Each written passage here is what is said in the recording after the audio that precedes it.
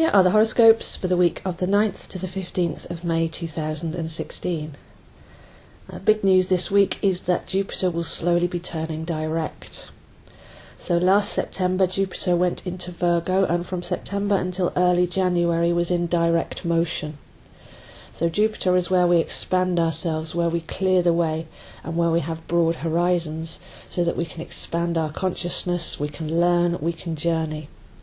And Virgo is about doing the right thing at the right time. It's about our connection with the earth, connection with the details, and what we're building on a daily level. So from September to January we were on a big learning curve. We were looking at the detail, we were looking at where we put our energy, maybe expanding too quickly, maybe burning ourselves out a little bit, trying to do too much, trying to have too many big steps and not pace ourselves correctly. Because if we constantly expand, we'll get worn out at the end of the day and we'll spread ourselves too thin.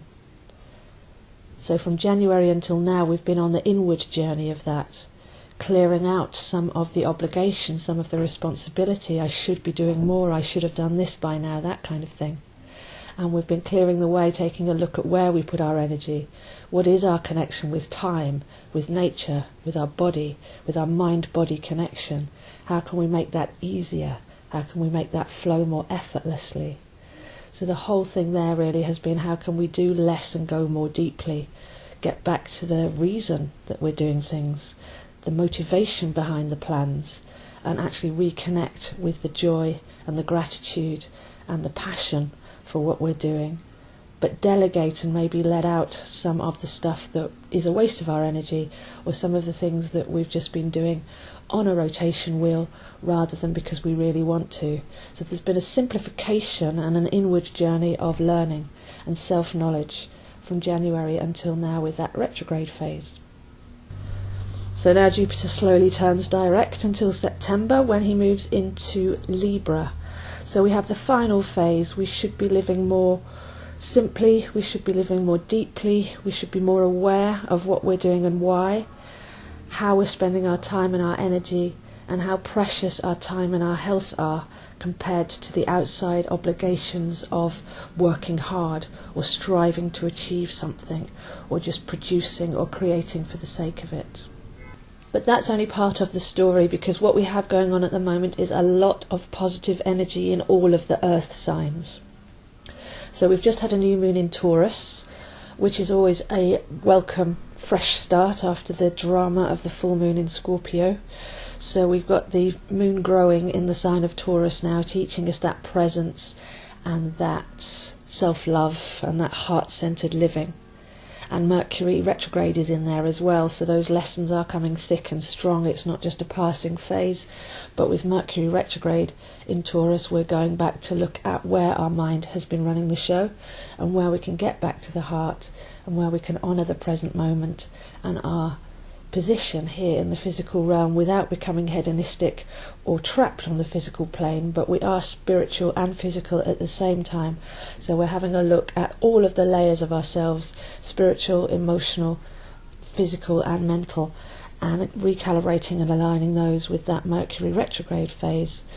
And the new moon has come in to trigger a new beginning and a new process with that. But we also have a grand trine formed with Pluto in Capricorn. So Pluto is also retrograde, and we're going back to deconstruct our fundamental beliefs that aren't serving us anymore, to really secure the platform that we stand on, to nourish the roots of our tree. And this is a very long and slow and positive aspect. Once again, it's not about building quickly, it's about going back and seeing, well, where are we aiming? What are we building on? And does it actually matter if we reached our goals at the end of it? Would they actually be real? Would they be meaningful to us? So we've got a lovely slow retrograde there, taking us back in to look at the roots of where we're coming from. Is it underpinning us? Is it undermining us? Are the beliefs from a culture or a tradition or society? And are we building upon something that's really meaningful to us and really sustaining us? Or are we trying to just build for the sake of it on somebody else's beliefs and society's desires? So a grand trine in Earth there with Jupiter in Virgo, turning direct, New moon in Taurus with Mercury retrograde, shaking things up a bit, helping us to think differently. And then Pluto retrograde in Capricorn, taking us back to our roots and what really matters and really supports us. So a lot of earth energy there, really supportive. And like I say, this is actually a very good inward building phase, not necessarily to do with outward actions, but to go in and to find our true selves. Jupiter's hovering opposite Neptune, so this is a big pull across the skies. I'm sure we've all been feeling this one, where we've actually got reality versus fantasy, where we've got focused too much on reality and we need to work with the imagination more, or where we've been deluding ourselves and where we need to get rid of fantasies and falsities and avoidances and delusions. So a big pull across the sky there, making things a little bit more awkward. But the positive side of that has been for us to go in and find our boundaries.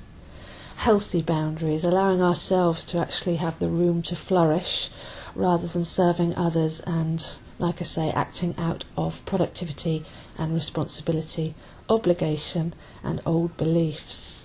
So that can actually be worked with on a nourishing way, going back to the heart with all that Taurus energy, and back to the heart of ourselves and being present in the moment to actually honour who we are, what we love and what we value, linking with our creativity as well, because Taurus is a very lovely creative sign, and not letting ourselves be pulled out either into our own delusions and fantasies, chasing rainbows, or into false responsibilities and false modalities of thinking and creating from the should place. So there's no real planets changing quickly this week. I can't really say on Monday there's this and on Tuesday there's that. It's a very slow rolling background energy. It's all happening at once. But by the time we get to Saturday, Sunday, we have the moon meeting with Jupiter just to put the cherry on the cake.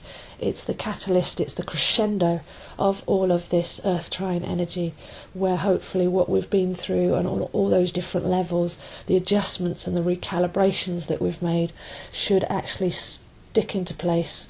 The penny drops, the light at the end of the tunnel, we can see what it's all been for and what really matters to us. And with the space now, with Jupiter moving forwards and the Mercury retrograde having cleared our mind and cleared the way forwards, then we actually have a weekend where everything comes together.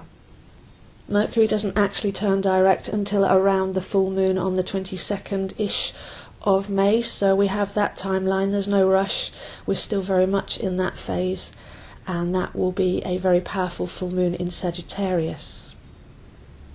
And that moon will be linking up with the other story in the chart, which is Saturn and Mars both retrograde.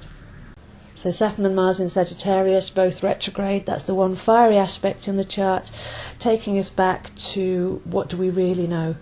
There's been a lot of unlearning and necessary relearning about all the big questions in life, the philosophy and spirituality and everything really. Why we're here, where did we come from, what are we here for, where do we go to when we pass, the real big connective questions.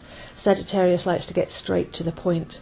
So with Saturn and Mars both retrograde in that sign, we're on a lovely long journey of rediscovery, of getting to the core of things and stripping away some of the lies and the untruths that we've been told, so that we can see life in its more majestic, more defined truth and wisdom.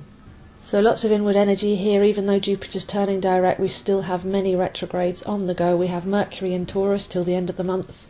We have Saturn and Mars both retro in Sagittarius, and that long haul Pluto deconstructing to reconstruct in Capricorn. So with the Earth trine, it's a very solid, very nourishing energy. Got Venus there in Taurus as well, connecting us with our heart and nature and our creativity, what really makes us feel warm and loved inside for ourselves.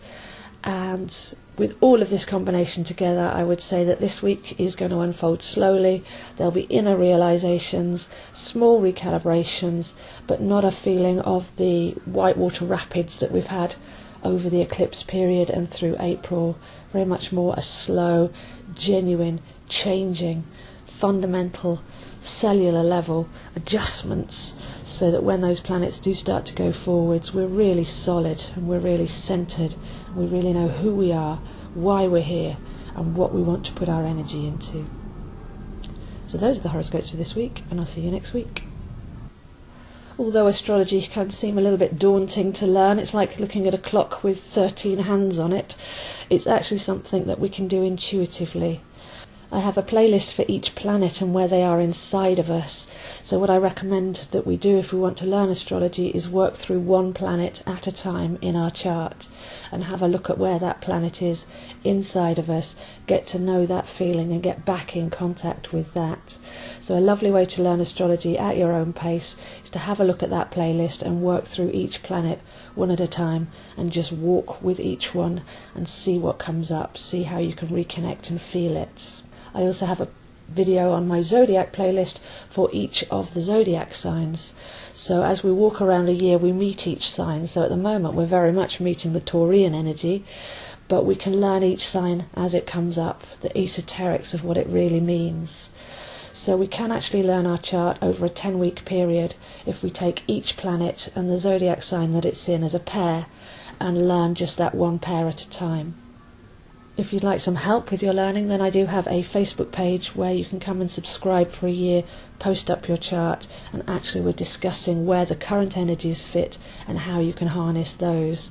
So that's more the forecasting side, as well as learning your birth chart.